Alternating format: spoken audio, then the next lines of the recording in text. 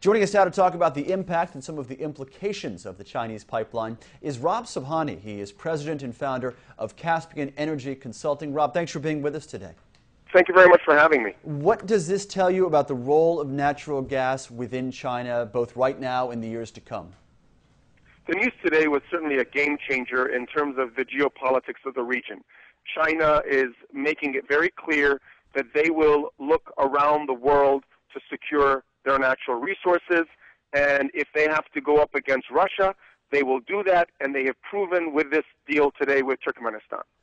What about the news we've been following over the last 2 weeks or so, Rob? That is China announcing its carbon intensity targets in terms of cutting its GHG emissions to a different role than a specific cap. But that has to put more of a premium on these low-carbon energy sources, something like natural gas within that country. Absolutely, and to the extent that the Chinese themselves are looking at the big picture, issues of environment, issues of pollution become major for Chinese themselves. And so I think what the Chinese government is looking at is they do not want to be behind the Chinese people, hence the transversion to natural gas and away from more pollutants. What does this say for China's exports now? Does this mean the EU is going to buy gas to some extent from China rather than from Russia? Do they see that as more of a secure source potentially? Well, I think as far as the EU is concerned, what we're going to see probably is an acceleration of the Nabucco pipeline from Central Asia, Azerbaijan to Europe, and more LNG from countries like Qatar, and basically diversifying away from Russia.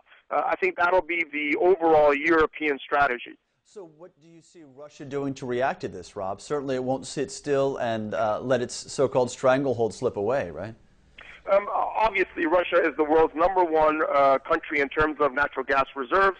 And ironically, the #2 country is the Islamic Republic of Iran. Recently, Russia and Iran have been cozying up on the energy sector field, on natural gas specifically, and so I believe the Russians are not going to sit idly by and allow the world to diversify away from Russian natural gas. Mm-hmm. What does that mean for the U.S., Rob? Where does the United States turn from here? I've heard talk of a trans-Caspian gas pipeline potentially. Yes, the United States probably would be more active diplomatically on ensuring that a trans-Caspian pipeline gets done.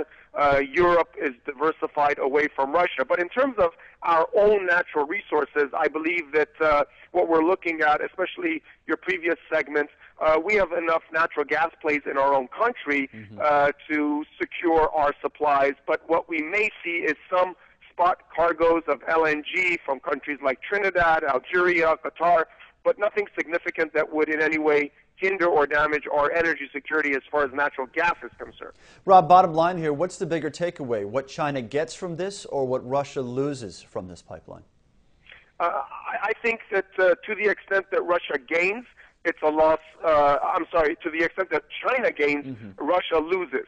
China is the big winner today. Russia is not a loser yet because Russia sits on the world's #1 reserves of natural gas, but certainly not a good day for Moscow.